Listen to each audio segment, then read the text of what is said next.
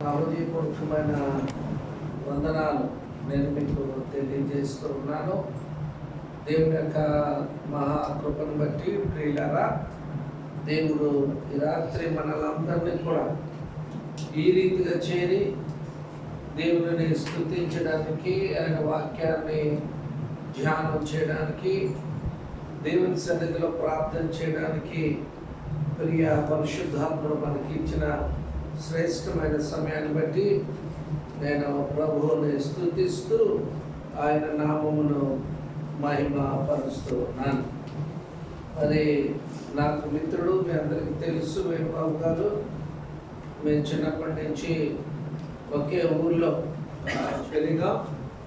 మరి మా ఇరువర తల్లులు కూడా మరి టీచర్స్గా పనిచేశారు. అంతేకాకుండా మేము ఒకే చర్చ్ మెంబర్స్ కనుక మా ఇద్దరి మధ్యన మంచి స్నేహం అనేటువంటిది అప్పటి నుంచి ఇప్పటి వరకు అలాగా కొనసాగుతూ ఉంది. మరి నేను బహుశా పూజారా రావడం ఇది నాలుగోసారి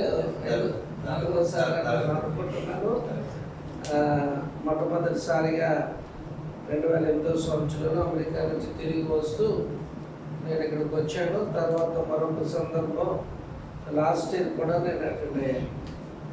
ఇప్పుడు పూజారా వచ్చిన మరి వేణుబాబు మరి తన సంఘ బిడ్డలతో సహచరులతో మరి చక్కటి స్వాగతాన్ని పలకడమే కాదు, చక్కటి ఆప్యాయత మరి ప్రేమను మరి మహిళల కనపరుస్తున్న విధానాన్ని బట్టి నేను ప్రభువుని స్తుతిస్తూ ఉన్నాను.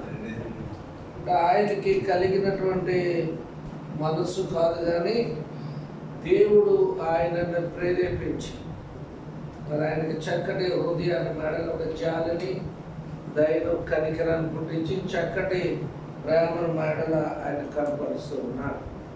ప్రాముఖ్యంగానే పాస్టర్ గారు శైలస్ గారు, అలాగే తమ్ముడు పాస్టర్ గారు డేవిడ్ గారు, మరి వారు కూడా మన సంఘానికి మరి మమ్మల్ని ఆహ్వానించడం అనేటువంటిది చాలా సంతోషించదగినటువంటి విషయంగా నేను భావిస్తూ ఉన్నాను. మరి నాకు మంచి మిత్రుడు కొరియా దేశంలో బిషప్ షిన్ అనేటువంటి ఒక పాస్టర్ గారు ఉన్నారు. వారు చాలా మంచి సేవ చేస్తూ ఉన్నారు. ఆయన దగ్గర డబ్బు లేకపోయినా ప్రపంచం అంతా తిరిగి మరి దేశ విదేశాల్లో ఆయనకి తెలిసినటువంటి సువార్తను ప్రకటించాలి అనేటువంటి గొప్ప ఆశను కలిగి ఆయన వివిధ ప్రాంతాల్లో తిరుగుతూ ఉంటాడు.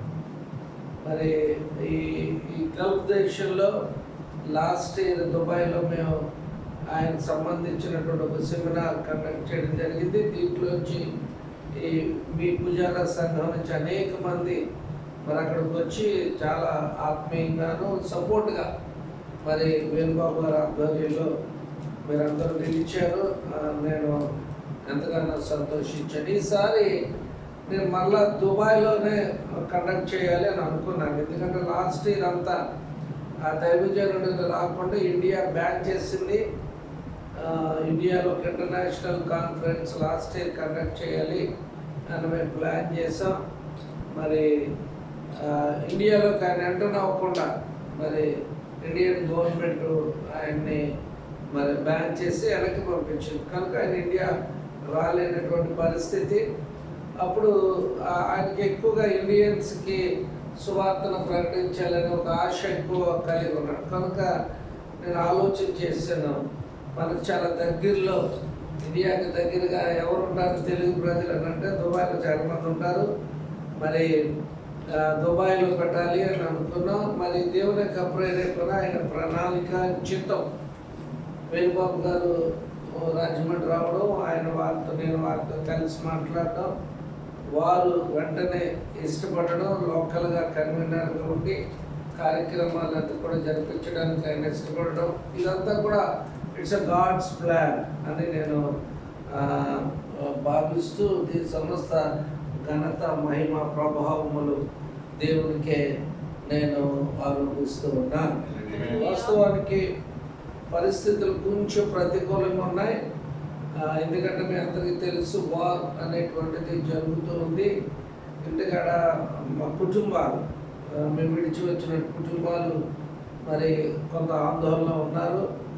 మాకైతే ఆ ఎఫెక్ట్ ఏం తెలియలేదు, కానీ ఆ న్యూస్ అది ఉన్నప్పుడు కొంచెం పరిస్థితులు కొంచెం ఆందోళనకరంగా ఉన్నట్లుగా కనబడుతుంది. ఇదేమైనా దేవుని పని కనుక మేము ముందుకు సాగడానికి దేవుడు కృపను అనుగ్రహించాడు. మరి నాతో పాటు జనరల్గా నేను ఎక్కడికైనా వెళితే నాతో పాటు ఎవరైనా నా స్నేహితులు కానీ పాస్టర్స్ కానీ ఎవరైనా ట్రావెల్ చేస్తాను అని అంటే నాతో తీసుకురావడం నాకు అలవాటు. మరి వారే అన్ని ఖర్చులు వారే భరించుకోవాలని ముందే చెప్తాను, వారే భరించుకుని వస్తూ ఉంటారు. మరి ఈసారి లాస్ట్ ఇయర్ 10 మంది శైలేష్ గారు అన్నారు, తప్పండి కానీ మీరు బాబా నాతో 10 అని అన్నారు. నేను అసలు యాక్చువల్గా కౌంట్ కొంచెం మధ్యన నాకు మర్చిపోతున్నాను అన్నీ.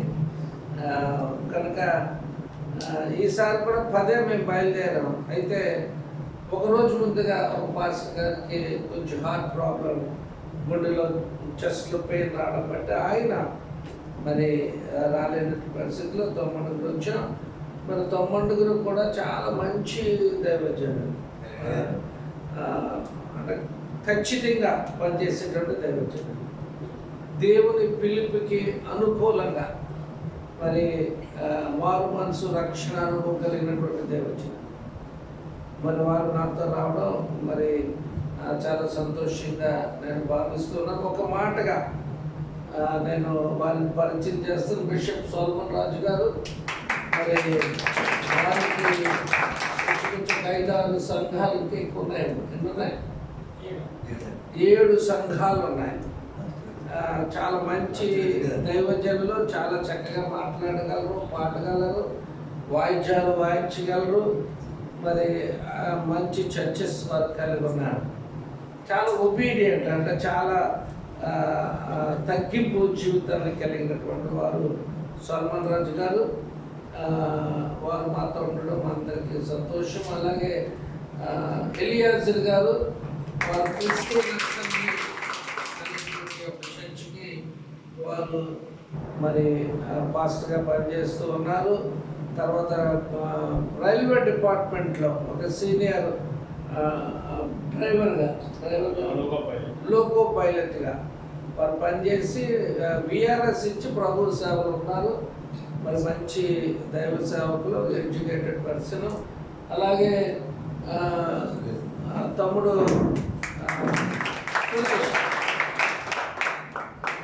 వాస్తవానికి నల్లజర్లో మంచి పరిచయం ఉంది. తమ్ముడు సురేష్ గారికి నాకు పరిచయం లేదు, వేణుబాబే పరిచయం చేశాడు. పరిచయం అయినప్పటి నుంచి మరి పాస్టర్ గారు కూడా చాలా చక్కగా మరి వినయంతో మాతో ఫాలో అవ్వడం అనేటువంటిది చాలా సంతోషించదగినటువంటి విషయం.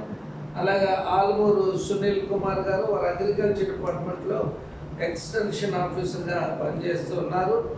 మరి వారు కూడా మారు మనసు అనుభవం కలిగిన వారు. వారి సతీమణి ప్రభు సేవలో ముందుకు వెళుతున్నారు. జాన్ వెస్లీ గారు, మీ అందరికీ తెలుసు కదా, యాంగ్లోటీ జాన్ వెస్లీ గారు సంఘంలో ఆయన ఒక కీలకమైనటువంటి పెద్ద.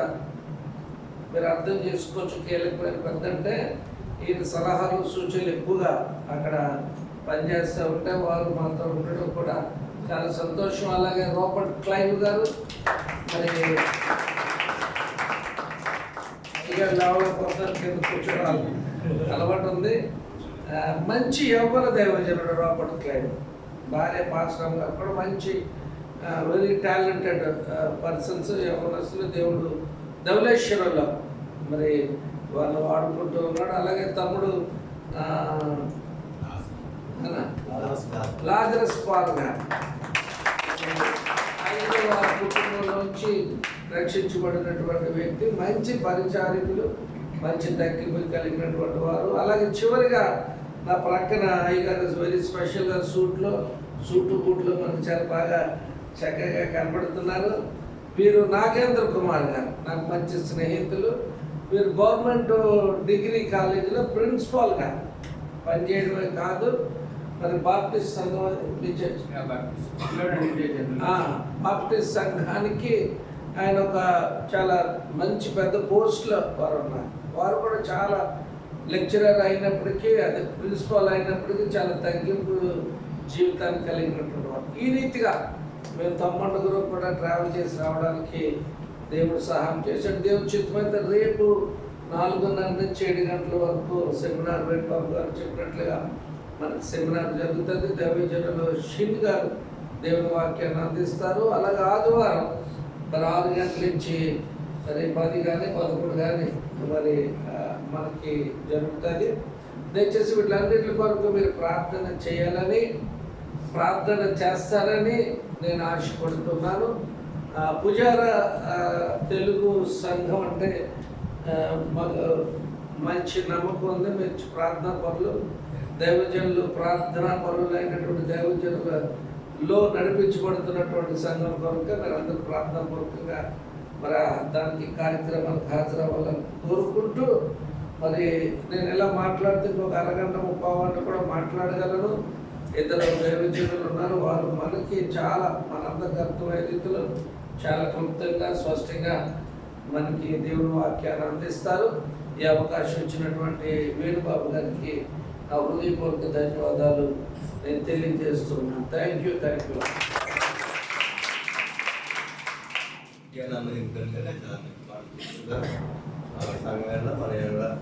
దేవుని వారికి బట్టి దేవుని వారు అడిగినట్టే నేను ఓకే అంటే, ఎవరైనా నా స్నేహితులు కానీ ఎవరైనా పూజల సంఘం వస్తున్నారు అంటే నేను ఓకే అంటే, ఎందుకంటే నా తోటి సేవకు కానీ సంఘం కానీ ఎదురికి ఇప్పుడు ఎవరు లేరు ఇక్కడ. పూజాతులు సంఘం అంటే అందరికీ కుటుంబం అని చెప్పేసి అలా ధైర్యంగా వేణు మరి అప్పుడు దుబాయ్లో పెట్టే మరి అప్పుడు ఐదైదు చేస్తూ కార్యక్రమం జరిగింది. పూజల్లో పెడతాం ఏమన్నామంటే నో ప్రాబ్లం, ఎందుకంటే నా తోటి సేవకులు అదే మమ్మల్ని అడగకుండా చేసేవేంటి ఇలా చేసేవాడి వాళ్ళ వ్యక్తిగతం కాదు. దేవుని మహాకృపను పూజాతులు సంఘం అంటే ఎప్పుడు ఏదో చెప్తున్నారు. అందుకని ఇది ఒక కుటుంబం కాబట్టి వారు నాకు ఇచ్చిన స్వేచ్ఛ, సంఘం విశ్వాసం మీరు నడిపిస్తున్న విధానం బట్టి ఈ కార్యక్రమం ప్రతి కార్యక్రమం కూడా అయితే దిగ్విజయంగా జోగిస్తున్న దేవుడు జరుగుతున్నాడు. దేవుడు కాక డాక్టర్ నాగేంద్ర గారు వాక్యాన్ని పంచుకుంటారు. సత్యం వారి వాక్యం ఎలా ముందు శ్రీజాత ప్రార్థన నడిపిస్తారు. తర్వాత పాస్టర్ సురేష్ గారు వాక్యం ఉంటారు. వారిద్దరి ముఖాల నుంచి దేవుడు ఆధ్యాత్మిక సందేశంతో మనకు మాట్లాడి శ్రీజాత ప్రార్థిస్తారు.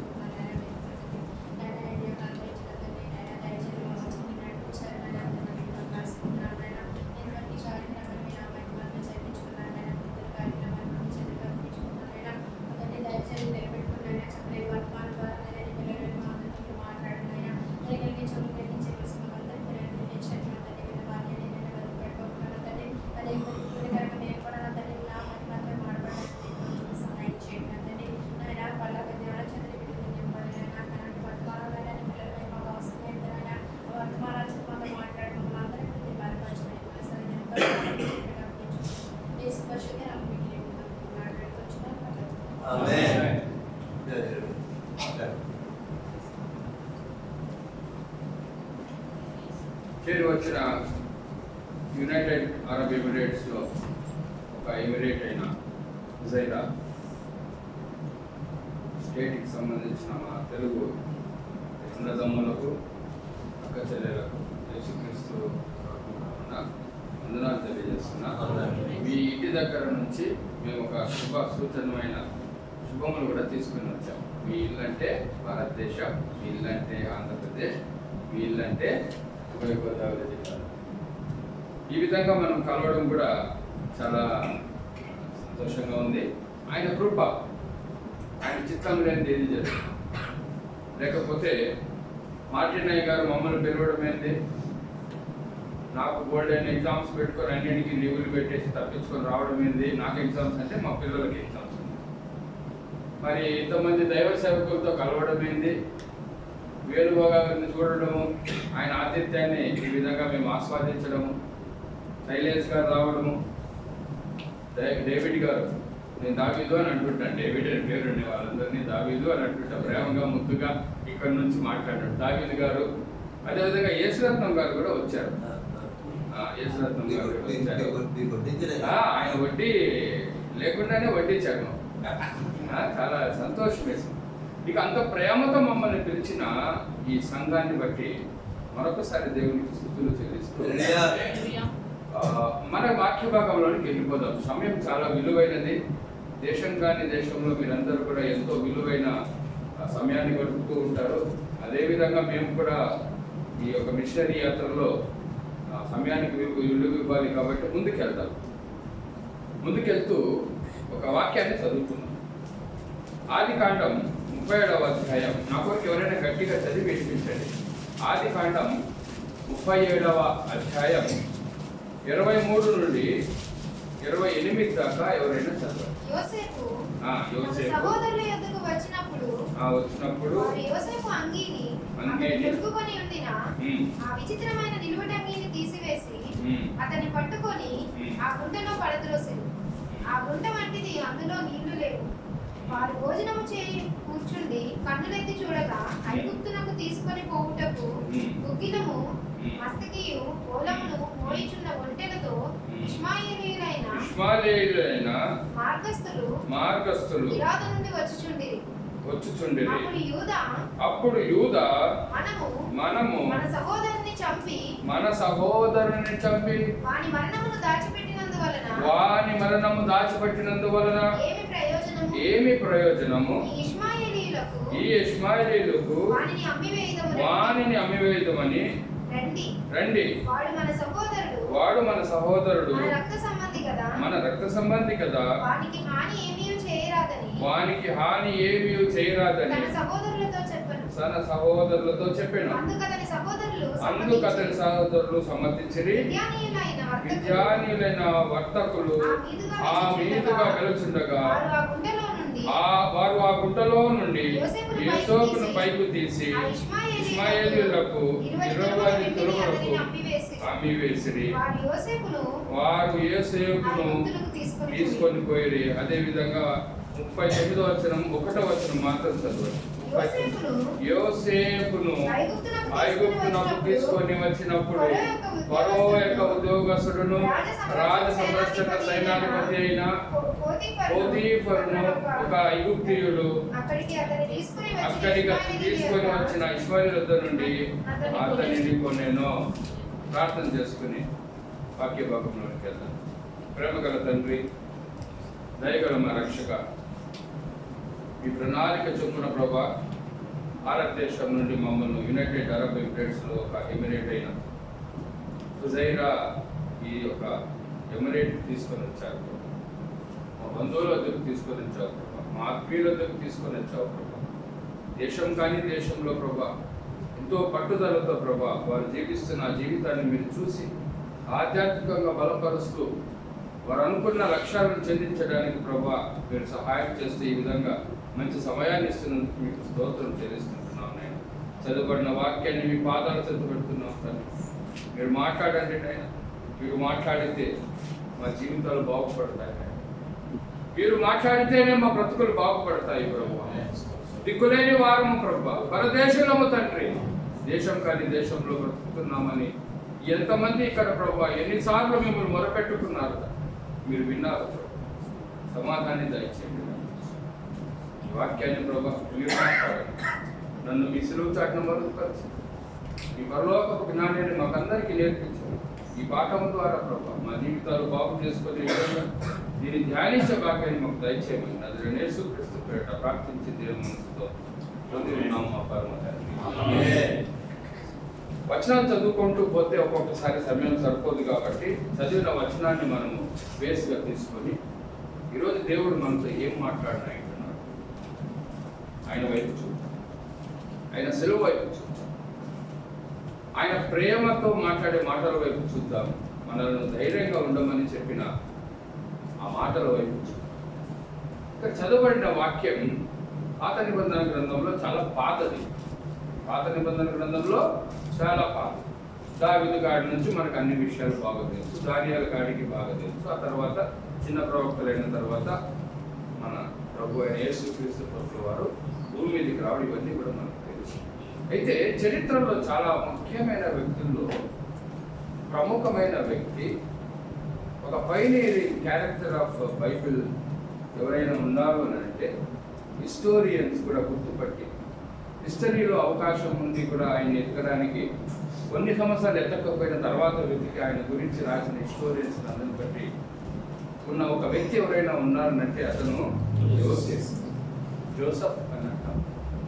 యోసేపు ఎక్కడికో వెళ్ళిపోవలసిన వాడు, ఎలానో ఉండవలసిన వాడు. ఆయనను దేవుడు ఏ విధంగా ఎన్నుకున్నాడో ఈ సారాంశం ద్వారా మనం చూస్తాం. ఈ చదవబడిన వాక్యంలో ప్రేమగా చూసుకోవాల్సిన అన్నదమ్ములు, లాలన పాలన చేయవలసిన అన్నదమ్ములు, మరి ఎందుకు వచ్చిందో దురాలోచన, ఎలా వచ్చిందో వారికి ఆ కఠినమైన ఆలోచన, చిన్న పిల్లాడిని పట్టుకొని, ముక్కుపచ్చలాడిన పిల్లాడిని పట్టుకొని ఇంత అన్యాయానికి చేస్తుంటే ఆ పిల్లవాడి పరిస్థితి ఏమైందో ఒకసారి ఆలోచించాం. ఆ పిల్లవాడి భవిష్యత్తు ఏమవుతుందో అని ఒకసారి ఆలోచిద్దాం. ఆ పిల్లవాడు నాన్న చేత ప్రేమింపబడడం అతని తప్ప, ఈ నాన్నము చేత నింపబడడం అతని తప్ప, పరలోకపు జ్ఞానంతో కలల భావాన్ని చెప్పడం అతని తప్ప, లేదా రాబోయే తరాలకి యోసేపు అనే వంశాన్ని నిలబెట్టడానికి మూలపరుషుడిగా ఈ బైబిల్ గ్రంథంలో చరిత్రకారుల ద్వారా రాయబడడం ఆయన తప్ప.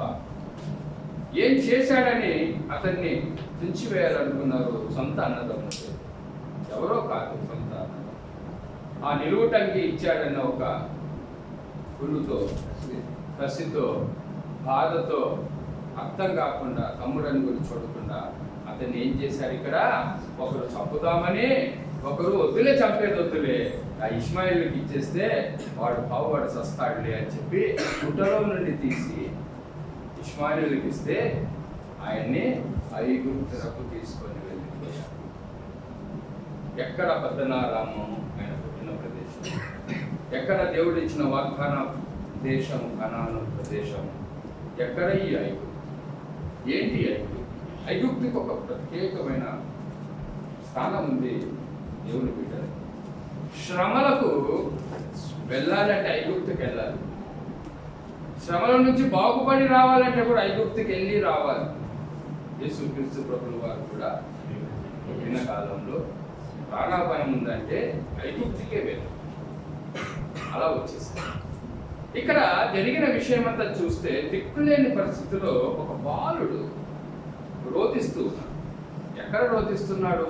39వ వచనంలో మొదటి వచనం, 39వ అధ్యాయంలో మొదటి వచనం చూస్తే, యోసేపును ఐగుప్తునకు తీసుకొని వచ్చినప్పుడు ఫరో యొక్క ఉద్యోగస్తుడును రాజ సంరక్షక సేనాధిపతి అయిన పొతీఫరును ఒక ఐగుప్తీయుడు అతనికి తీసుకొని వచ్చి ఇష్మాయేలు వద్ద అతన్ని కొనేను. ఎవరిని కొంటారు? ఎవరు కొంటారు?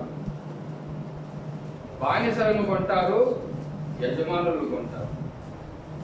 యోసేపు పరిస్థితి, ఆశ్రయించబడవలసిన వ్యక్తి, 12 మంది అన్నదమ్ములు, అమ్మనాన్నలు, పిన్నమ్మలు, పెద్దమ్మలు, బంధువులందరితో హాయిగా ఉండవలసిన యోసేపు ఒక చిన్న పని జరగడంతోనే ఎక్కడ వెళ్ళిపోయాడు? 100 కిలోమీటర్ల దూరానికి ఐగుప్తుకి వెళ్ళిపోయాడు. ఆ ప్రదేశంలో అతను ఏమైనా స్వతంత్రంగా ఉన్నాడంటే కొనబడ్డాడు. ఆ రోజుల్లో కొనబడడం అంటే స్లేవరీ, బానిస, పట్టు బానిసత్వం. కొనబడడం అంటే ఇక వాడికి ఏ హక్కు ఉండదు. అక్కడున్న ఒక గుర్రం, అక్కడున్న ఒక గాడిద, అక్కడున్న ఒక దున్నపోతు, అక్కడున్న ఒక పశువు ఏదైనా సరే అదైనా ముఖ్యమవుతుంది. కానీ ఈ బానిసలు అంతకంటే కూడా హీనమైన వారు అవుతారు. ఆ స్థానంలో ఉన్నారు ఇప్పుడు యోసేపు గారు. 39వ అధ్యాయం. విక్రయమైన క్రైస్తవ సహోదరుడు, అతని వయసు అప్పటికి కేవలం 17 సంవత్సరాలు మాత్రం. ఆ 17 సంవత్సరాల వయసులో మనమందరం ఏం చేస్తాం? ఒకవేళ తల్లిదండ్రులు ఉంటే క్రమశిక్షణలో పోతాం. తల్లిదండ్రులు మన వద్ద లేకపోతే ఈరోజు ఏం జరుగుతుందో మనకు తెలుసు. 17 సంవత్సరాల పిల్లలు ఏం చేస్తున్నారో మనకు తెలుసు. చేయరాని పనులు చేస్తున్నారు, మాట్లాడరాని మాటలు మాట్లాడుతున్నారు. ఎందుకు అలా జరుగుతుంది? క్రమశిక్షణ పిల్లలు దూరం వెళ్ళిపోతున్నారు. ఈ 17 ఏళ్ల పిల్లవాడు మరి ఏం చేశాడో ఒకసారి గమనించండి. తల్లి లేదు, తండ్రి లేడు, అన్నదమ్ములు లేరు, బంధువులు లేరు, దేశం లేదు. దేశం కాని దేశానికి వెళ్ళాడు, బానిసగా వెళ్ళాడు. మరి ఆయన కూడా మనలాగే వ్యసనాలకు బానిస అయి ఉండొచ్చు. ఆయన కూడా జీవితం మీద విరక్తి కలిగి సూసైడ్ చేసుకొని ఉండవచ్చు కదా. ఆయన కూడా కుక్క లాంటి జీవితాన్ని జీవించి అదే ఐగుప్తులోనే ఆయన మరణం కావించుండవచ్చు కదా. మరి ఏం జరిగింది అక్కడ? ఏం జరిగితే యోసేపు గురించి మనం ఈరోజు ఇక్కడ మాట్లాడుకుంటున్నాం. ఆయన ఏమి సాధిస్తే ఈరోజు యోసేపు ఒక ఐకానిక్ ఫిగర్ అయ్యాడు మనందరికీ. బాగా ఆలోచించండి యువతరమా. తల్లిదండ్రులు లేని యోసేపు చేసిన చరిత్ర, తల్లిదండ్రుల సంరక్షణలో ఉన్న మన బిడ్డలు చేయలేకపోతున్నారే. అన్నదమ్ముల నుండి కాసి కాపాడుతున్న అక్క చెల్లెల నుండి చూసుకుంటున్న ఆ బిడ్డలు చేయలేకపోతున్నారే. మరి యోసేపు ఏం చెబుతున్నాడు ఈరోజు మనతో? నా బ్రతుకు మీకుందా? నా బాధ మీకుందా? నా కష్టం మీకు వచ్చిందా? మరి ఎందుకయ్యా మీరు ఈ విధంగా చేరిపోతున్నారు? నేను చూస్తున్నా నా కాలేజీలో 60 ఏళ్ళ చరిత్ర కలిగిన కాలేజీలో నేను ప్రిన్సిపల్. నేను ఎక్కడ చదివానో ఆ కాలేజీలో నేను ప్రిన్సిపల్. ఎక్కడైతే నన్ను వీడు వాడు అని చెప్పి నాకు సీట్ ఇవ్వకుండా 88లో ఇబ్బంది పెట్టారో అదే కాలేజీలో అదే యాజమాన్యం నన్ను చూసి గౌరవించి నన్ను ప్రిన్సిపల్ని చేసి 15వ సంవత్సరం మా కళాశాలలో intermediate, degree, post graduation school ఉంటే వీటన్నిటికీ ప్రిన్సిపాల్ చేసిన ఏకైక వ్యక్తి ఆవాడే, ఆ క్రైస్తవుడే. మరి ఇలాంటి కృపలన్నిటిని కూడా మనం పొందుతున్నామంటే మనం యేసు వైపు చూడాలి కదా, మన పిలుపు వైపు చూడాలి కదా. ఆ కళాశాలలో నేను ఈరోజు ఏం చూస్తున్నానో తెలుసా? చూడకూడదని ప్రయత్నిస్తుంటారు రోజు ఈ యవన బిడ్డలను చూస్తూ. సెల్లులకు బానిస అవ్వడం ఒకవేళ మనం అనుకుంటున్నామేమో చిన్న విషయం అనుకొని, అది పక్కన పెట్టండి. సెల్లు చాలా చిన్న స్టోరీ, వ్యసనాలు చాలా పెద్ద స్టోరీ, గాంజాకి బానిస అవుతున్న పెద్ద స్టోరీ, చదువుకు దూరం అవ్వడం పెద్ద స్టోరీ, బ్యాక్ లాగులు పెట్టుకొని తల్లిదండ్రులకి నేను పాస్ అయ్యానమ్మా, నేను పాస్ అయినా ఆయన నాకు మెరిట్ వచ్చిందమ్మా అని అబద్ధాలు చెప్పి మోసం చేస్తున్న బిడ్డలు లేకపోలేదు ఈరోజు. యోసేపు బానిసగా ఐగుప్తుకి వెళితే ఆయన ఒక్కసారి మీరు ఆయనలోనికి పరకాయ ప్రవేశం చేయండి. ఆయన ఎలా చేశాడు? ఎందుకు చేశాడు? సహోదరుడా, సహోదరి, ఈరోజు మీరు కూడా ఈ దేశాన్ని వదిలిపెట్టి ఐగుప్తు అనే ఒక దేశానికి ఏ విధంగా అయితే యోసేపు వెళ్ళాడో అలా మీరందరూ కూడా యునైటెడ్ అరబ్ ఎమిరేట్స్లోని హుజైరాకు వచ్చారు. ఇక్కడ మన పౌరసత్వం వేరు, మన ఇల్లు కాదు, మన దేశం కాదు, మన రాష్ట్రం కాదు, మన బంధువులు కాదు. అయినా మీరందరూ పోరాటం చేస్తలేదా? మరి ఈరోజు యోసేపుని ఎంతమంది చూడదలుచుకున్నారు? నిర్ణయం తీసుకోండి. యోసేపు వల్ల ఎంతమంది కావాలనుకుంటున్నారు? యోసేపు ఏమయ్యాడు? ఏం అవ్వలేదు అనుకుంటున్నారా? Second in command. ఐగుప్తు దేశానికి రాజు తరువాత రాజు అంతటి వాడు అయ్యాడు. ఎలా అయ్యాడు? దేవుని పిలుపునకు కట్టుబడి అయ్యాడు. తల్లిదండ్రులతో ఉంటే అవ్వలేదు, తల్లిదండ్రులు వదిలిపెట్టిన అరే ఒక కొడుకు లేడు అని అంటే తండ్రి దేశాలు తిరిగే ఎత్తుకుంటాడు. ఆ అవకాశం కూడా ఇవ్వకుండా అన్నదమ్ములు ఏం చెప్పారు? ఈయన్ని చంపేసిన, ఏదో ఒక క్రూర మృగం చంపేసిన అని చెప్పి అబద్ధం చెప్తే అమితంగా ప్రేమించే తండ్రి కూడా కుమారుని ఎతకని దుస్థితి వచ్చింది ఆ యోసేపుకి. అయితే ఇక్కడ 39వ అధ్యాయంలో ఎక్కడికి వెళ్ళాడైనా? పొతీఫరు ఇంటిలో ఒక బానిసగా వెళ్ళాడు. ప్రేమైన మిత్రులారా, బాగా గుర్తు చేసుకోండి. మీ అందరికంటే కూడా కష్టమైన జీవితానికి వెళ్ళాడు, మీ అందరికంటే కూడా బాధకరమైన జీవితానికి వెళ్ళాడు, మనందరికంటే కూడా విచారకరమైన పరిస్థితికి వెళ్ళాడు. మరి ఎలా పైకి వచ్చాడు ఒకసారి చూడండి బిడ్డలారా. ఆ ఇంటికి అయినా యాలవెలికి వెళ్ళిపోయాడట, విచారణకర్తగా వెతికాడట, ఒక మేనేజర్ అయిపోయాడు ఆ ఇంటికి, ఒక సూపర్వైజర్ అయిపోయాడు ఆ ఇంటికి. తినడం, తాగడం, అటు ఇటు తిరగడం తప్పితే ఆ ఇంటి వారికి ఏ పని లేకుండా ఆ పని చేసి పెట్టాడు యోసేపు. అంత స్థాయికి వెళితే మరలా శోధనే. ఆయన ఏ తప్పు చేయలేదు. ఇంటికి అధికారిగా ఉన్నాడు, విచారణకర్తగా ఉన్నాడు. ఇంటిలోని వస్తువు ఏది ముట్టలేదు, ఇంటికి ఏ రోజు చేటు తెచ్చిలేదు. నమ్మకమైన దాసుడిలాగా పనిచేస్తున్న అతన్ని సాతాను మరలా శోధించాడు. ఎవరి రూపంలో శోధించాడు? యజమానురాలి రూపంలో శోధించాడు, శోధించబడిన రూపంలో శోధించాడు. ఆ యవన బిడ్డలు ఎవరైనా సరే ఏమైతే అయ్యిందిలే అని చెప్పి తప్పు చేసిండే వాడే. ఆ రోజు యోసేపు తప్పు చేసి ఉండింటే ఈ రోజు ఈ యోసేపు గురించి మనం మాట్లాడుకుని ఉండేవాళ్ళం. ఆ రోజు నా యేసుక్రీస్తు ప్రభువు వారి సిలువలో తండ్రి మీరేమి చేస్తున్నారు మీరు ఎరుగరు కనుక అని ఒక్క మాట అనకుండా ఉండుంటే నా తండ్రి గురించి మాట్లాడే వాళ్ళు ఈ ప్రపంచంలో ఎవరు ఉండేవాళ్ళు కాదు. ఆ ప్రత్యేకమైన వ్యక్తిత్వాలు అలా ఉంటాయి, వారి పిలుపు అలా ఉంటుంది. వారి రాకాల ఉంటుంది కాబట్టి యోసేపు ఏం చేశాడో తెలుసా? నో చెప్పాడు. చెప్పిన పాపానికి నింద కట్టుకున్నాడు, జైల్లో పడ్డాడు. క్లుప్తంగా చెప్పుకుంటూ వెళ్ళిపోతున్నాను. ఎందుకంటే నేను ఒక ప్రొఫెసర్ని, ప్రిన్సిపల్ని కాబట్టి నా టైం మినిమం, నా ఎంత టైర్డ్ అయినా కూడా గంట, ఇక్కడైతే 20 నిమిషాల్లో ముగిస్తున్నా. తప్పదు కాబట్టి క్లుప్తంగా చెప్పుకుంటూ పోతున్నా. ఎందుకంటే నేను చదువుకున్న కాలేజీలో ప్రిన్సిపల్ అయ్యాను కాబట్టి నాకు కొద్దిగా మా వ్యవహారాలన్నీ తెలుసు కాబట్టి అక్కడే 40 ఏళ్ళ సంసారం అయిపోయింది నాది, అయిపోయింది. కాబట్టి అలాంటి విషయాలు కాకుండా క్లుప్తంగా చెప్పుకుంటూ వెళ్ళిపోతున్నా. ఏమైంది అక్కడ? ఆ కష్టానికి జైల్లో పడితే ఆ జైల్లోకి 2 రాజు సేవకులు వస్తే అక్కడ అతనికి ఒక దారి చూపించాడు దేవుడు. అతనికి చిన్నప్పుడు ఒక టాలెంట్ ఉన్నింది. ఏమున్నింది? కళలను వివరించే జ్ఞానం ఉన్నింది అతనికి. చిన్నప్పుడు ఆ కళల గురించి చెప్పే కదా తన్నులు తిన్నాడు అన్నదమ్ముల దగ్గర, అమ్మ నాన్నల దగ్గర. 2 కళల గురించి చెప్పి దెబ్బతిన్నాడు ఆయన. మీ పనులన్నీ కూడా నా పనుల దగ్గర పెన్ను వేసుకుని అవి నమస్కరిస్తాయనంటే ఎవరికైనా బాధ అవుతుంది కదా. అది చిన్న పిల్లోడు లేచి ఏది పడితే చెప్తే వీళ్ళకి బాధ అవుతుంది కదా.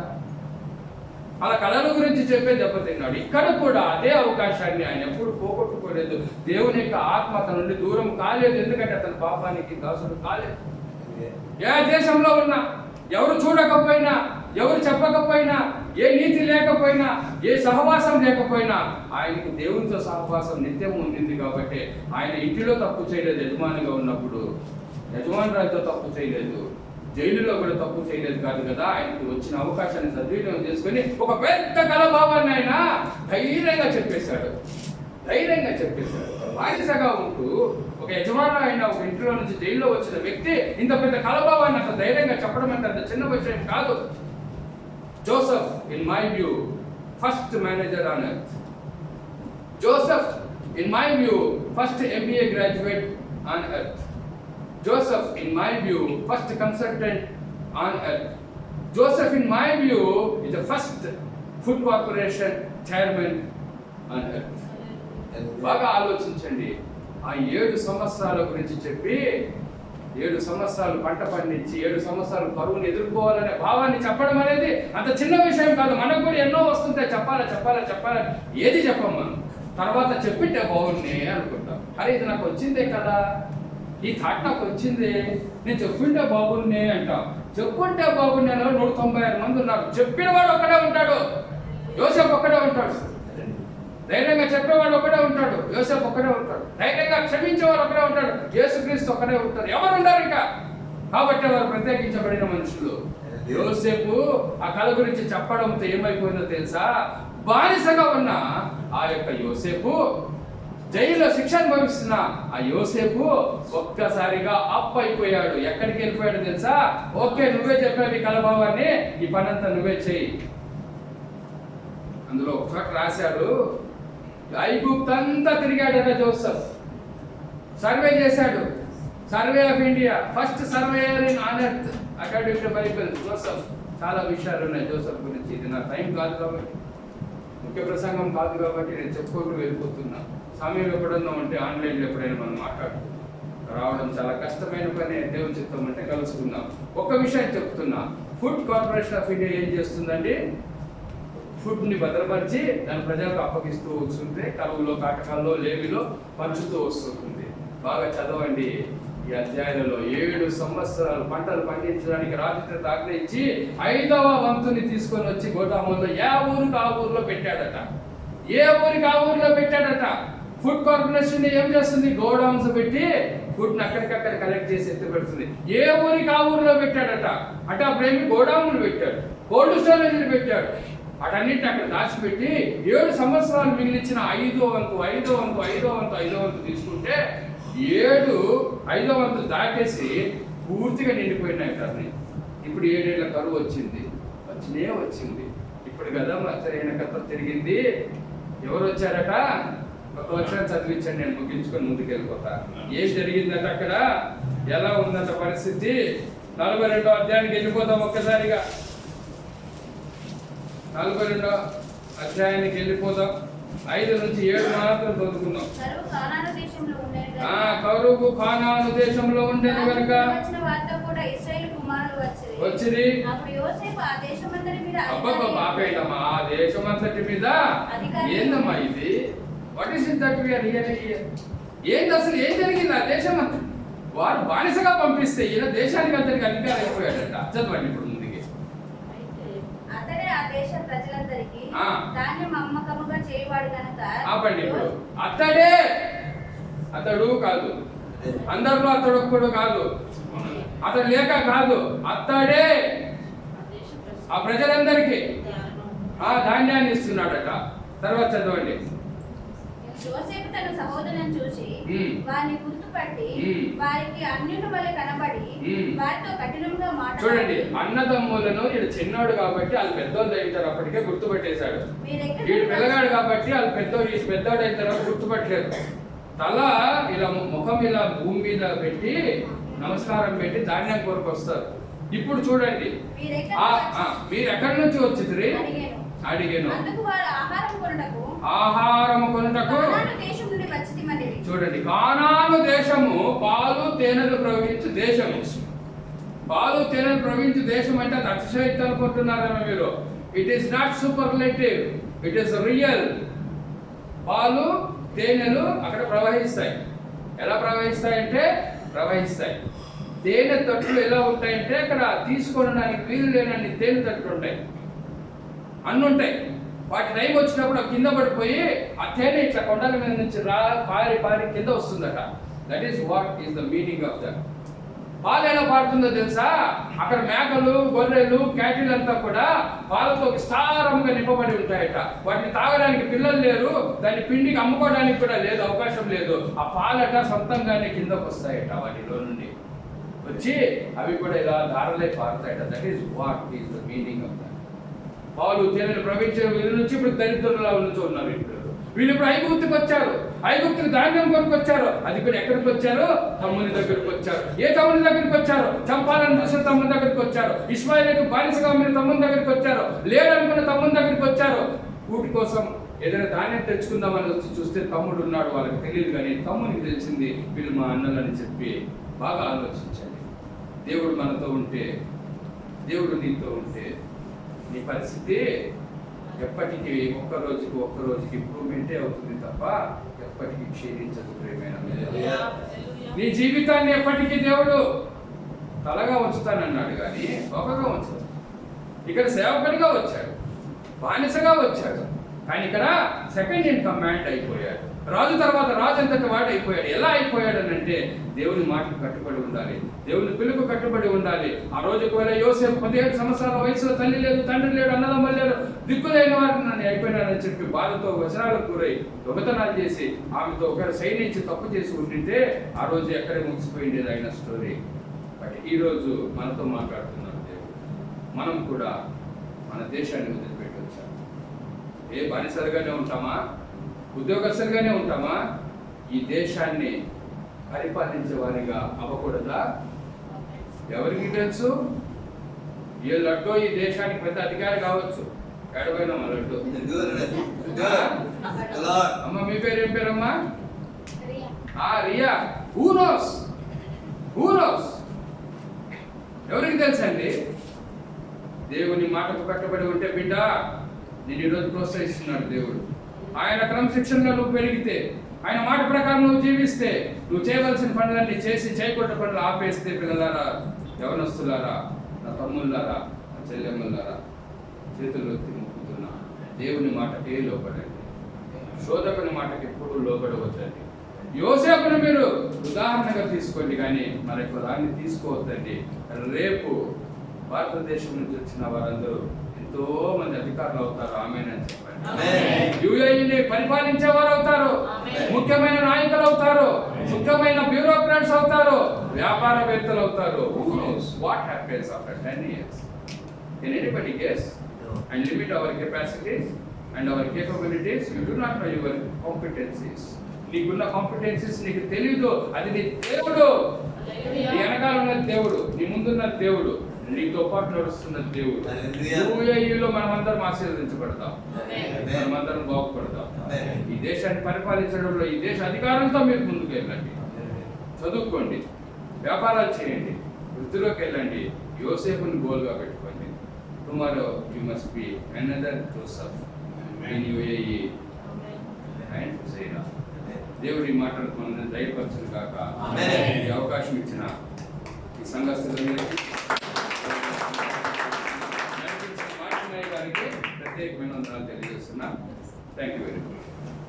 దేవాలయంగా wonderful speech message doctor Nagendra గారు పెట్టిన దేవుడు ఆధ్యాత్మిక సందేశం మనం మాట్లాడితే మాకు ఎన్నో యేసు మాదిరి ఎందుకంటే ప్రభుత్వంగా క్రీస్తు మాదిరి మన ఆధ్యాత్మిక జీవితంలో ముందు కొనసాగి అపరాధాన్ని చేస్తున్నాం. ఇప్పుడు ఎప్పుడు దేవుడు ఇంకా మంచి వాళ్ళు డాక్టర్ నాగేంద్ర చేసిన శుభాకాంక్షలు చేసిన ఈ సమయంలో దయజనులు సారీ మినిస్టర్స్ వ్యవస్థాపకులు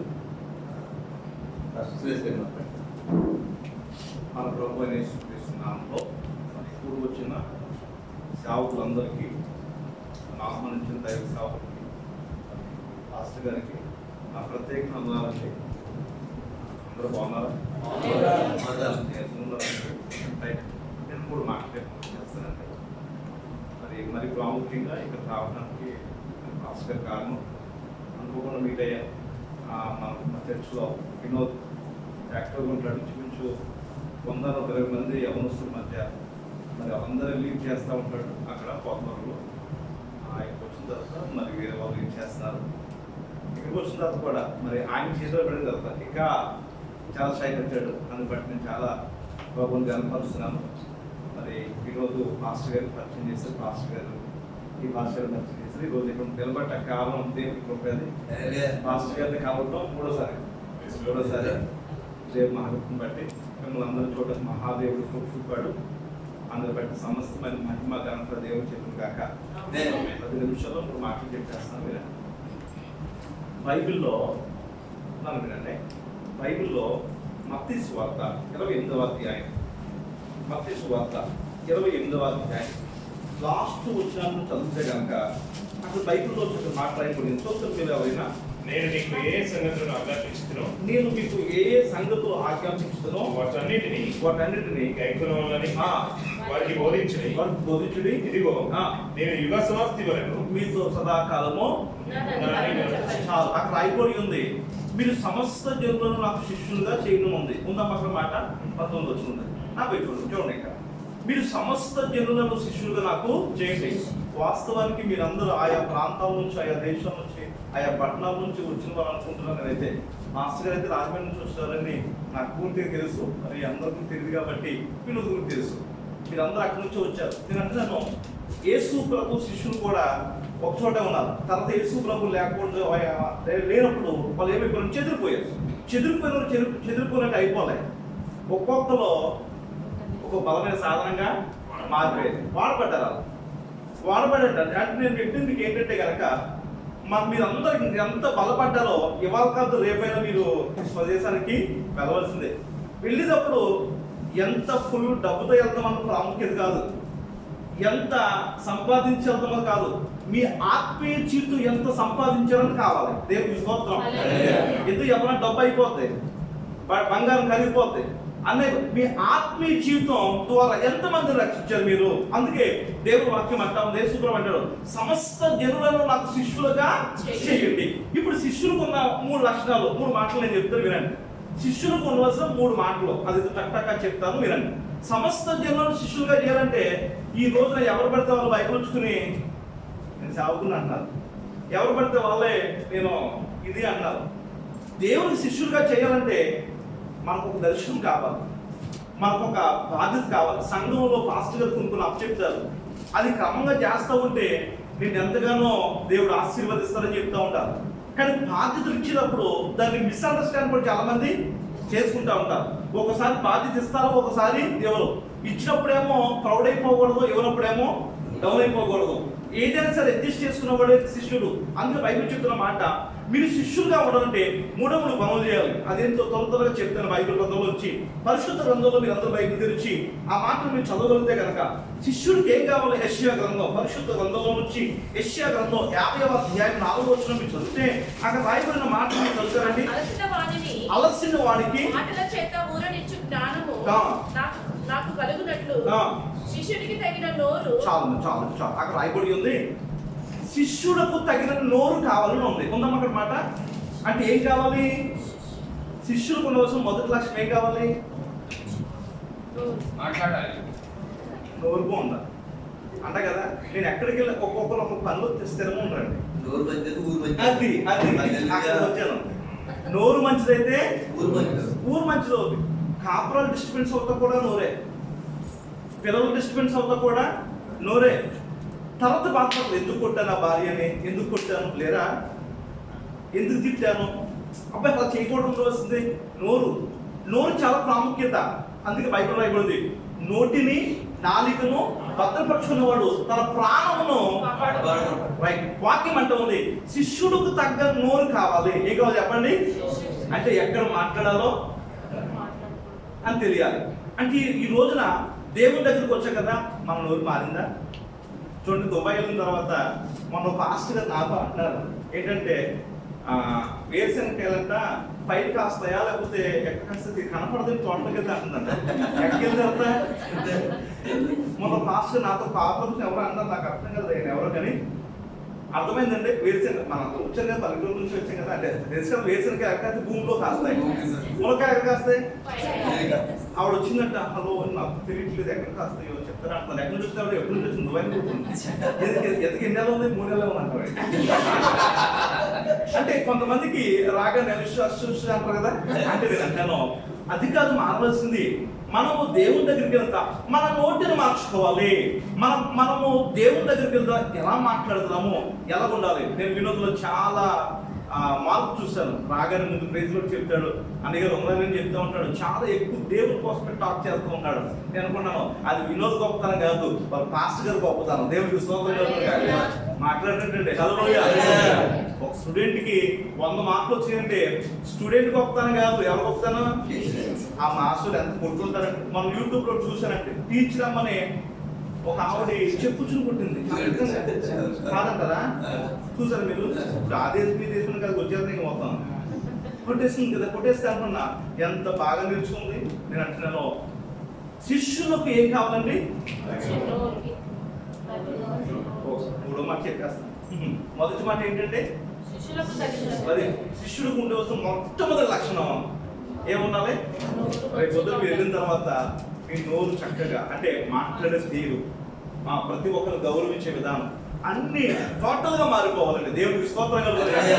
2వ మాటలో వెళ్ళిపోతాం. పరిశుద్ధ గ్రంథంలో నుంచి బైబిల్ గ్రంథంలో చదివితే కనుక పరిశుద్ధ గ్రంథంలో నుంచి ఆ మాటను మనం చదువుతామండి. యెషయా గ్రంథం, అదే యెషయా గ్రంథం 50వ అధ్యాయం 4-3 నెలలు చదువుతారన్నమాట. శిష్యుడు వినున్నట్లుగా నేను వినుటకై ఆయన ప్రతి ఉదయమున నాకు విను బుద్ధి పుట్టించను. చాలండి చాలండి, బుద్ధి చేస్తాను వీళ్ళంటే. ఏ బుద్ధి ఉండాలంట? ఇది చాలా ప్రాముఖ్యమైనది. కొంతమంది వినరు, అమ్మ బాగుందమ్మా సరే పెద్దలు ఉంటాయి పెట్టేస్తారు, వినరు. మనం చెప్పేది వినరు. ఈ రోజున పిల్లలు కూడా మనం చెప్పేది వినకే కదా తన జీవితం నాశనం అయిపోయింది. ఈరోజు చాలా మంది కూడా వ్యసనాలకి అలవాటైపోయి మాట వినకుండా, తప్పుపోయిన కుమారుడు ఎన్నోసార్లు తండ్రి చెప్పుకుంటాడు కానీ విన్నాడా? వినలే. వినే బుద్ధి చాలా అవసరం. వింటాం, నేర్చుకోవాలండి. చాలా మంది ఎక్కడ ఓపు లేదంటే వినేకాడ ఓపు లేదు. వినేకాడ అస్సలు ఇంట్రెస్ట్ చూపాలండి. అందుకే వాక్యం అంటుంది వినేటప్పుడు అంటే చాలా జాగ్రత్త కలిగి వినాలి. వింటే అది నీ జీవితంలో గొప్ప కార్యాలు జరుగుతుంది. ఒక రోజున ఒక చిన్న కథ చెప్పి చేస్తాను. రాజుగారు ఉన్నారట. రోజు రాజుగారు గుర్రం మీద వస్తా ఉంటే ఈ పక్కన ఒక భిక్షగాడు, ఈ పక్కన భిక్షగాడు కూర్చుని అడుక్కుంటున్నట్టుగా అడుక్కుంటే అదే పక్కన కూర్చున్న భిక్షగాడు అన్నట్టు బోర్డు పెట్టాడు, రాజుగారే నా దేవుడు, రాజుగారే నా సర్వస్వం అని పెట్టాడు. ఎవరు అదే భిక్షగాడు. ఇదే భిక్షగాడేమో యెహోవాయే దేవుడు, యెహోవాయే రక్షకుడు, యెహోవా తప్ప ఏరే దేవుడు. రోజు వస్తున్నాడు చూస్తాడు. రాజు వెళ్తా ఉన్నాడు. ప్రేమ పేపర్ ఎవరి మీద? కొంతమంది సంఘంలో పొగేయాలి. ఏంటి చేస్తే కనుక సాప్లే వేస్తాడు, లేకపోతే కనుక మోమోస్ కూర్చుంటాడు, మాట్లాడతాడు. ఎందుకు భజన చేస్తారు? సంఘములో విని నేర్చుకోవాలి. ప్రాక్టికల్ గా నువ్వు పరిచయకు సహకరించాలి. అప్పుడు నీ మీద ఆశీర్వాదం వస్తుంది. దేవునికి స్తోత్రం. టైం అయిపోయింది, రైట్. ఇప్పుడు ఒక రోజు అనుకున్నట్ట ఏదో చెయ్యాలని చెప్పేసి ఇటువంటి బాక్స్ తీసుకెళ్ళి ఆ భిక్ష గారికి అంటే మంత్రి గారు తీసుకొచ్చి ఆ రోజు రాజైన దేవుడు అన్నాడు కదా, అది ఇచ్చేసాడంట. ఇచ్చేస్తే రాజుగారు నాకు ఈ బాక్స్ ఇచ్చారు అని చెప్పేసి సంకల్పం చేసుకుంటాడంట, సంబరపడిపోతాడు. ఇటేమోడేమో దేవుడి కనికరం చూద్దాం, నాకు దేవుడు అంటే ఎవరో రాజుగా నాకు రోజు ఒక ఇటువంటి బాక్స్ నీకు కావాలనంట. మరి నీకు ఇవ్వాలంటే నాకు భిక్ష వేద్దాం అన్నాడు. ఎవరో ఈ భిక్షగాడు ఏం చేయాడు, అడుక్కుంటాడంట. అసలంట ₹10 ఉందనంటే ఎవరో నాకు అడుక్కుంటే ₹10 వచ్చింది. రేపు కూడా ఇస్తాను నాకు టిఫిన్ బాక్స్ అని చెప్పేసి ₹10 ఇచ్చేయడండి. ఎవరో భిక్షగాడు ఇచ్చేసిన తర్వాత రెండో రోజు నుంచి భిక్షగాడు కనపడలేదండి. ఎవరో ఇటేమో భిక్షగాడు రాజుగారు చూద్దాం రోజు వస్త్రం డిజైన్ ఎక్కడ కూర్చున్నాడో ఏంటంటే కనుక అడిగాడంట, ఎవయ్యా మొన్న బాక్స్ ఇచ్చాను మరి నువ్వు తీసుకోలేదంటే కనుక తీసుకున్నానండి మా ఫ్రెండ్కి ఇచ్చారని నేను చెప్పాడంట. బుద్ధి నేనుడా ఏం తెలుసా, మొన్న ఇంట్లో ఉన్న నగలన్నీ కూడా మా ఆవిడ మీద ₹70 ప్యాక్ చేసి ఇచ్చాను. అది ఫలావ్ కాదురా బాబు, బంగారం మూట ఫలావ్ ప్యాక్ చేసినట్టు ఇచ్చాను నేను, ఎందుకంటే మా మంత్రి తినేస్తాడేమని. చూడు నిజంగా దేవుడి మీద ఆనుకున్నవాడికి ఏమొచ్చింది, బంగారం వచ్చింది. నువ్వు నా మీద అనుకున్నావు కాబట్టి ₹10 వచ్చింది నీకే చెప్పాడు. నేను అంటాను దేవుడి మీద ఆనుకుంటే బైబిల్ రాయబడింది. ఎవడు నా చెప్పండి కూర్చోండి. ఏమో అని ఏం చేస్తాడో ఈ రోజు మిమ్మల్ని కాపాడింది, మీకు మంచి భవిష్యత్తు ఇచ్చి ఎవరంటే కనుక దేవుడే. ఫాస్ట్గా దేవుడు ఏర్పాటు చేశాడు. చక్కగా నేర్చుకోండి, చక్కగా భయం కలిగి ఉండండి. 3 మాటలు చెప్పేస్తాను. ఒకటి, శిష్యులకి ఏం కావాలి, నోరు మంచిదిగా, శిష్యులకు తగ్గ నోరు ఉండాలి. రెండోది వినే బుద్ధి కావాలి. మూడోది శిష్యులు ఏముండాలంటే కనుక ప్రేమ ఉండాలి. యోహాను సువార్తలో మాట ఉంటుంది. ఆ మాట చదివించి నేను ముగించడానికి ఇష్టపడతా ఉన్నా. యోహాను సువార్త పరిశుద్ధ గ్రంథం నుంచి ఆ మాట మీరు చదివితే కనుక ఎన్నో అధ్యాయము 14వ అధ్యాయము 13వ అధ్యాయము 35వ వచనం. మీరు ఒకరి ఒకరు ప్రేమ గలవారైన దీనిని బట్టి మీరు నా ముగించేసిన ఒకటే చెప్పండి. నెంబర్ 1 శిష్యులకు ఏముండాలి, మనకు అందరూ శిష్యులు అండి. ఇక్కడే బ్రదర్స్ అంటాం. వీళ్ళు చెప్తామో బయటకు వెళ్తే మాట్లాడకపోతే ఇక్కడే బయట దాటితే బాగోదు. రెండోది వినే బుద్ధి, శిష్యులకు రెండో బుద్ధి వినే బుద్ధి. భార్య అయితే భర్త మాట వినాలి, భర్త భార్య మాట వినాలి, పిల్లలు తల్లిదండ్రుల మాట వినాలి, సంఘం సేవకుల మాట వినాలి, సేవకులు దేవుడి మాట వినాలి. మీ పాస్టర్ మాట చెప్పండి, ఆయన నాకు తెలియదండి. పాస్టర్ గారు పాప మా ఫ్యామిలీ మేము అందరం కూర్చుంటే ఆయన బైబిల్ బలిపెట్టినట్టుగానే స్లాప్ అయిపోతే బాగున్నాను ఆయన. సంఘం అంతా ఇప్పుడు నేను ఎదుటి స్లాప్ మొత్తం అన్ని ఏర్పాటు స్తోత్రం దేవుడి స్తోత్రం. బ్రాంచ్ చర్చ్ ఉందండి, బ్రాంచ్ చర్చ్ ఉంది. అది రేకుల షేడ్. నేను ఒక్కను అనుకున్నా ఇది ఎలాగైనా సరే సంఘం ₹1 అడగకుండా నేనేసి షాపు ఏసీ పెట్టి 4 ఏసీలు పెట్టేద్దాం, నేనే చేసేద్దాం, వీళ్ళందరూ పేదవాళ్ళు వెళ్ళకూడదు అనుకుంటే ఈయన అసలు నేను చెప్పలేదు. యాక్చువల్గా ఆయనతో అసలు ఆయన వచ్చారు, వాకింగ్ చెప్పారు. వాకింగ్ చెప్తా ఇది ఖచ్చితంగా స్లాప్ అయిపోతుందని చెప్పి మధ్యలో అన్నారు. ఎందుకన్నది ఇది కదా గారు ఖచ్చితంగా అన్నారు. అనగానే బాబు గారు కూడా ఉన్నారు. అంటే ఎవరిని సంఘిస్తున్నప్పుడే నా ఏం చూస్తున్నారు, నువ్వు చెప్పుకోవాలని నేను అన్నాను. నేను చెప్పలేదమ్మా, అసలు ఆయన ఎవరు కూడా నాకు సరిగ్గా తెలియదు, పేరు కూడా సరిగ్గా రాదు నాకు అలా అంటే నిజంగా వాళ్ళందరూ ఇంచుమించు సంఘం మీద 2 లక్షలు పోగేసి అన్ని మెటీరియల్ కొనేసి ఉంచారండి. దేవుడి స్తోత్రం. ఎంత గొప్ప సంగతి అంటే అనుకుంటాను, సేవకుడు దేవుడికి పిలిస్తే ఆ సేవకుడు మన సంఘానికైనా మన ఇంటికి వస్తే అది ఎంతో ఆశీర్వాదం. దేవుడి స్తోత్రం. మన సేవకుడు దేవుడు మీకు ఇచ్చాడు. Praise lord. ప్రేమ కలిగి ఉండాలి. ఏం కలిగి ఉండాలి? మా కుటుంబంలో ప్రేమ ఉండాలి, సంఘంలో ప్రేమ ఉండాలి, దైవికమైన ప్రేమ ఉండాలి. ఈ ప్రేమను మనం యేసయ్య చూపించిందని చెప్పండి. చెప్పండి, ఆయనకు ఒక పేరు కదండి, ఏమయ్యాడు మనకు లేదేంటి? మనం ప్రేమ కలిగి ఉంటే కనుక సమస్త కార్యాలు అసలు శిష్యులు కూడా వస్తుంది. 3 లక్షణాలు చెప్పండి. టక్ శిష్యులకు ఏముండాలి? నోరు ఉండాలి. శిష్యులు తగ్గ వినే బుద్ధి ఉండాలి. శిష్యులు తగ్గ అటువంటి మాటలు దేవుడు మన ఇంట్లో ఆశీర్వదించును గాక. Thank you.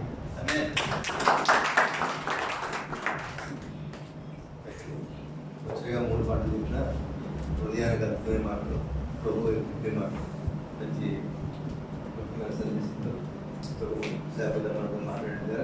ఈ మాట చెప్పడానికి ఇష్టపడుతున్నాను. లాస్ట్ ఆగస్టులో మా సంఘాన్ని దర్శించారు. ఈరోజు చెప్పాడు మీరు ఎలా కంపల్సరీ అని చెప్పేసి. ఆ రోజు ముందు కూడా వర్షమే. అమలాపురంలో మన చర్చలో నాగార్జున చెప్పేసి మంచి విశ్వాసం బాగా ఉంది. నేను తీసుకెళ్తాను అన్నాడు. మా పెద్దన్న 2 అన్న నాకు మాత్రం వెళ్ళారు. అమలాపురంలో బయలుదేరారు. మబ్బులే ఉన్నాయి. ముందు రోజు వర్షం ఉంది, అది వర్షం లేదు. దేవజన్ సురేష్ గారికి ఫోన్ చేసి మీరు ఎలా వస్తారంటే ఇక్కడ చాలా ఎప్పుడైపోయిన వర్షం అండి. వాడు సంపూర్ణ ప్రార్థన అక్కడ గంట వరకు గుడి ఉంది. అదే ఎప్పుడైతే వర్షం అండి ఎలా వస్తారండి వేణుగోపాలకి. మేము స్టార్ట్ అయ్యాము రాజుపల్లి అంటే అది వర్షమే. అక్కడ చేరుకుంటాం ఇంకా మందిరం దగ్గరికి వర్షం అవుతుంది. అరెడియా ఒక చినిగిపడితే కొట్టు ఆరాధన అయిన వరకు కూడా మేము అక్కడ భోజనం చేసే వరకు ఒక చినిగిపడలేదు. అయిపోయింది. భోజనం చేసి బయలుదేరి రిటర్న్ అవుతున్నాము. వర్షం వస్తాయి. దేవుడి కార్యాలు ఉంటాయి. హల్లెలూయా. దేవుడి కార్యాల ప్రయాణంలో తర్వాత ఎందుకు వాక్యం చెప్తూ చెప్తూ చెప్తూ అక్కడ ఉన్న స్త్రీలను బట్టి నేను దేవుడిని ఇన్స్పైర్ అయ్యారు. వాళ్ళు మాదిరించి వాళ్ళ యొక్క ప్రార్థనలు సుమారు ఒక 80 మంది పైన ఉంటారు స్త్రీలు సమాజం. వాళ్ళు సంపూర్ణ ప్రార్థన తెల్లవారులు ప్రార్థన ఉంటుంటారు. వాళ్ళు విశ్వాసం చూడండి. పైన వెహికల్ ఉన్నారు, స్లాబ్ లేదు. ఇంకొక సంఘం వారికి కొత్తవరంలో అది పెద్ద సంఘం. ఇది బ్రాంచ్ అనేది ఉన్నారు. హల్లెలూయా.